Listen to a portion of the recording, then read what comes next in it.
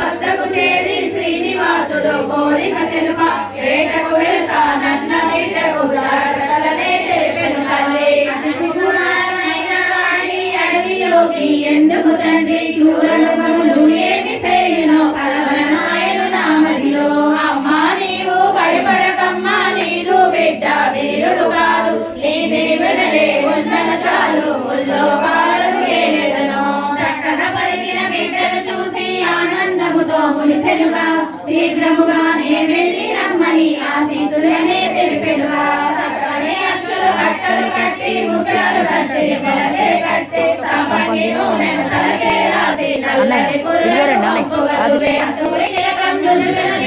ఆభరణాలు ధరించి తాంబూలమునే వేసుకొని పరిమళ గంధాలు పూసెనుగా. చేకలు పట్టి అన్నలకే ఆస్వాదెక్కి శ్రీనివాసుడే వేటకు